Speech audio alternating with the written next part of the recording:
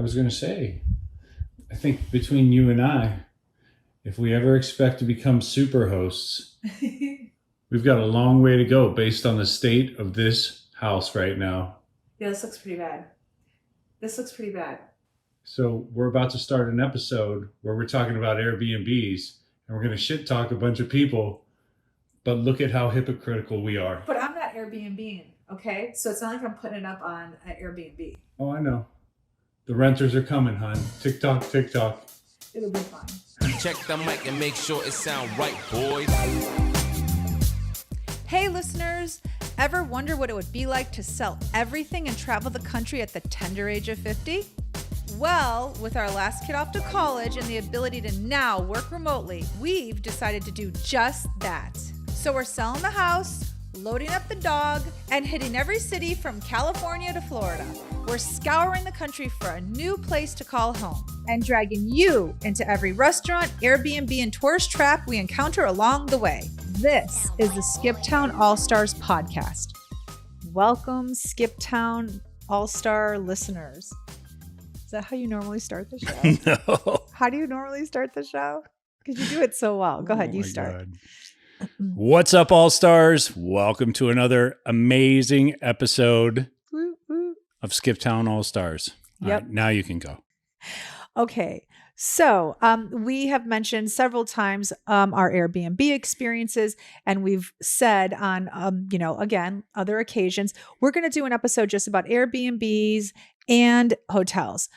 What's the difference? What makes us decide which one we're going to do? Which one do we think you should do? So we're here to actually do that episode. What makes us decide whether or not we're going to pick a hotel or an Airbnb for our stay? Some stays are 3 days in a certain location. Some stays are 24 hours. So why don't you tell everyone like kind of what we talk about when we're in the car? Okay. So, well, first off, the one thing we talk about and that we found out throughout the course of our travels is that if you're staying anywhere for less than 2 nights, you're a dope if you book something on Airbnb, unless it's a weekend getaway and you found a really killer spot. And you want to do something special for your lady friend. Or have a party, which a lot of places don't allow you to do. But if you're going to split a, say, $700 Airbnb in Tuscaloosa the night before the game with 4 of your friends, that's a pretty good deal, right? Yes. So, agreed. Or if you're going to do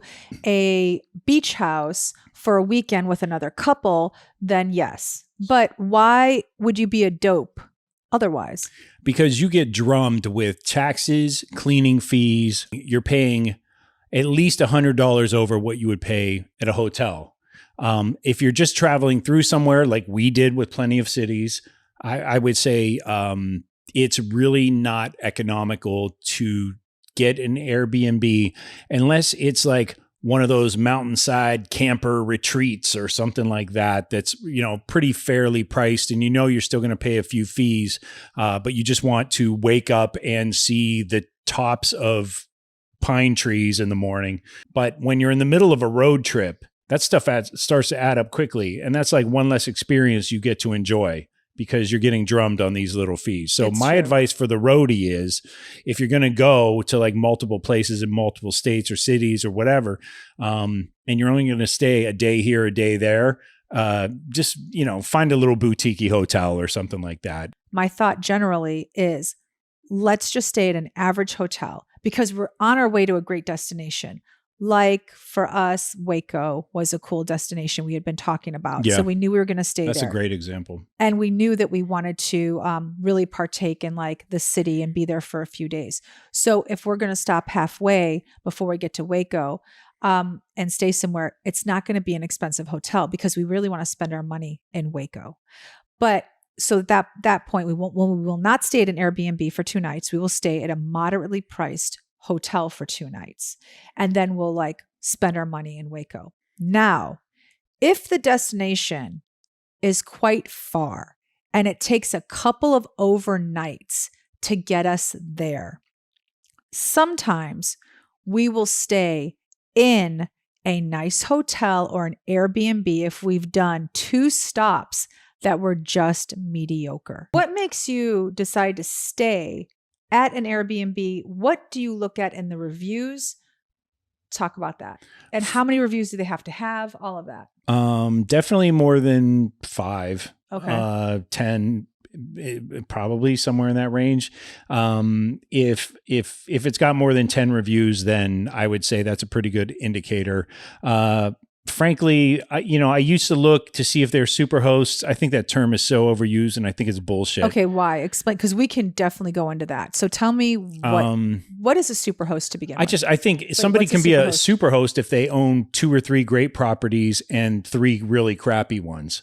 Okay, so, I actually thought I really thought the definition of a super host on Airbnb had nothing to do with how many properties they owned.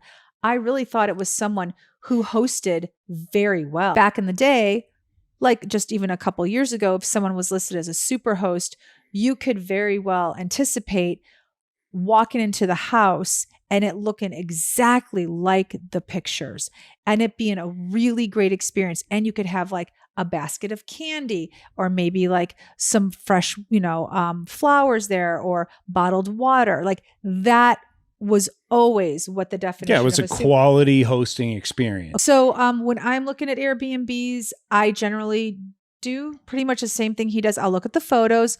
I do, of course. I was going to ask you though, how I'm really I already picky, know though. my number, but do you read reviews, and how many do you read? Oh yeah, of course I read reviews, and I go about 5 in.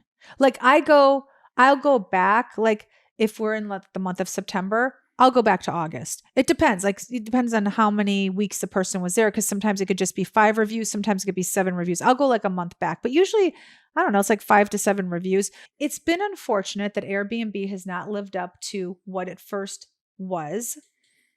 Yeah, the luster's worn off, like I said. For sure. It's not the bright, shiny object it used to be. It used to be a thrill to like find a new place and book it and all that. But I just think the market's been so flooded. They're obviously understaffed, which is ridiculous considering the money they're making on fees, but whatever. They're just not policing it anymore like they used to. Yeah, they're just taking all the money. I know it's probably part of the business model to just take all the money, and when the complaints arise, then deal with them. Like the one guy that I booked with, remember I had to argue with him and like how to cancel my review. He's like, you just cancel it. You cancel it. And I'm like, I'm not canceling my reservation. Yeah. He said, well, the place isn't ready. Like the shower's out. I said, then why is it listed? And why do I have the ability to book right away? Which is what I did. A huge mistake that I also learned that I'll never do again. That was in Seattle. Tell us what that means. Like when it says, like a lot of Airbnb hosts or super hosts will have a switch hit where you can just book it right away. Like you can book immediately. What's the benefit? There's no benefit. What's the benefit? I don't think there's a benefit. I mean, the benefit's obviously for convenience. Like you don't have to go back and forth, or they don't have to approve your booking. Yeah, they don't have to approve your request. In this particular case, the guy had the thing on the market, had not blacked out the dates, had a problem with the shower. He's like, yeah, so whoever stayed here last week had a problem. I go, okay, well, it's Wednesday. I just booked it. Like you've had 3 days, 3 days to deal with this. It got terse, and long story short, Frankly, I had to get Airbnb involved. And in that case, they were great. I mean, they gave me my money back. They're like, yeah, this sounds like a bad situation. Sorry. And I had the money back within 24 hours. It's no big deal. But the point being, I think the business model is that they'll deal with situations like that one that I had, as opposed to, if somebody just leaves a review and says, oh, by the way, you're sharing this space, or it's not completely as advertised, that's not the same as canceling or calling Airbnb or messaging Airbnb in the app and saying, I really have a problem with this. You know what I mean? So they'll let all those little sort of misdemeanors go. I know this is going to sound crazy because I never we haven't talked about it much. And when we did talk about it, we were both like poo-pooing it. But I have to say, I really liked the hotel in Vancouver. Not because of the aesthetics, but the location was amazing. Was incredible. So the elevator took us right down into the farmer's market. Like it was attached to the Yeah. open air market at the bottom. And it was so easy to walk around, and even driving over the bridge was easy, just everything about it. So that really is like in my top 5. No Yeah. question about it. Wow. I mean, Because the location was I incredible. could see that. Yeah. I mean, It was a man, rundown hotel. They need to clean those rooms and upgrade them and all that. It was a rundown hotel, but the location made up for it. So that would definitely be in my top 5. Huh. Yeah. Yeah. God, I forgot all about that. Yeah. My favorite hotel, I agree with you, is St. Edward's. Although for me, Art House way back in Santa Rosa was a close number 2. I've never been in a hotel room that size for $250. It was huge. There's no way. I mean, Yeah. you could play racquetball in that place. Okay, so if right now you could go back to any of the Airbnbs we stayed in, where would you go? Airbnbs right now, if you could go back. I would go back to Oklahoma City. Okay, if you can go back to any hotel, which would it be? If I could go, I would be St. Edward's. Okay. No doubt. Okay. Yeah. You? It's funny. You said Oklahoma City, but New Braunfels was your number 1. If I could go back right now, I would be, and it's no secret, like I really liked the surrounding areas of Oklahoma City. So I would go back to that Oklahoma City Airbnb, and I would be searching for property every single day. Okay, but I'm talking more about like If you're talking about just comfort and Airbnb, and aesthetics and all that. I would definitely go back to New Braunfels. Okay, It's still so my that's your number 1. Yeah. Okay. Yeah. All right. Perfect. And for me, it would be, I think, Oklahoma City. All Yeah. right. Yeah. I mean, it's my number 1, so I would go back to it. Yeah. Makes sense. Okay. So what was your overall takeaway? I mean, you did say that Airbnb, we had big high hopes, and, it did us dirty. How did you feel about the hotels? Did you feel like they were pretty consistent? Like, what were your thoughts on it? Yeah, I mean, I do feel like there were days where we got a little lazy and we just knew we could have a residence inn nearby, and like we were a little road weary at times. And so, like we said way back when on Leanne's podcast, when we were on it, everybody's got a plan until you get punched in the face. And I think there were a couple of stretches there where we were a little punch drunk, and we were like, screw it, just book the, it is the true, hotel. because I remember we were in a few cities, and I said to you, why don't we stay at this cool hotel? And you're like, because this room is big and we know what we're getting. And I was like, that's true.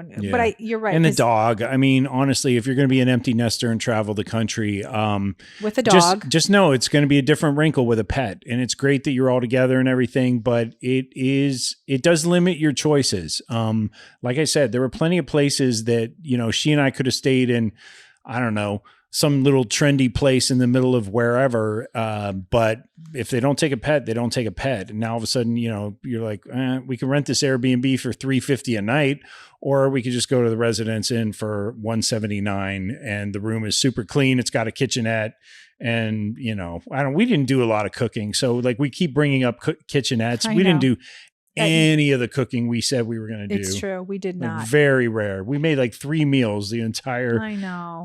It's true. So when we'll do an episode about food, because people have asked us a lot about food. Yeah. But I want to just mention really quick. So early on in the trip, it was very challenging with Roxy, because she just wasn't going to the bathroom. Like, she knew she wasn't home. It's just, she's like any human. Like when you're on vacation, you can't go. She thought she was on vacation and she just couldn't go. Truth. So it was very challenging. I remember I reached out to our friends, Mimi and Matt, who are big travelers, and they take their dog everywhere with them. And I asked her, I said, Mimi, we're really having a problem, like with Roxy, like, what do you do when you're on the road? And she said, well, you have to remember, like, we have an RV and we park at like, these like campsites that have, rolling acres of grass, tons of nature for the dog to do their business. And she's like, so we don't have the same challenge. And she said, and if we go out on an adventure, Matt and I, we leave the air conditioner on, and, we leave the dog in the RV with the air. The dog's happy as can be, because anytime we went on an adventure and we left the dog in the hotel room, we were always just praying like there's not a big poo-poo when we get back. And so, and we got very lucky. There usually wasn't, but it was always a worry. So with that being said, if you're going to be like us and you're going to do traveling with Airbnb or hotels and you're going to have a dog, like he said, it's Yeah. going to be hard. You might want to consider the RV route. It wasn't for us. It's still No, not for us, no. despite having the Yeah. dog and, whatever incidents or issues we have with bringing along a dog. But yeah, Mimi and Matt were onto something. I mean, the dog was in a place where it felt comfortable, recognized that this is our space. Yeah. Our dog didn't have that. Like for the first 12 days of our trip, she was so confused. Like I know. a doggie Okay. who's been in her own yard for 12 years now all of a sudden is, and so, but Like 12 years. yeah, Oh, I mean, yeah, she is 12. We did have, okay, we had the house longer, but you're right. She's 12. Yeah. yeah. Okay, yeah. So ever since we got her and now all of a sudden, she's in all these different spaces. She's an old lady, but she's here with us now. She made the trip. She's happy as a lark. I mean, she is. that wraps up this episode. Great topic. Nice work. Oh, thank you. All right. You can take us out. Empty nest. Full tank. Check the mic and make sure it sound right, boys.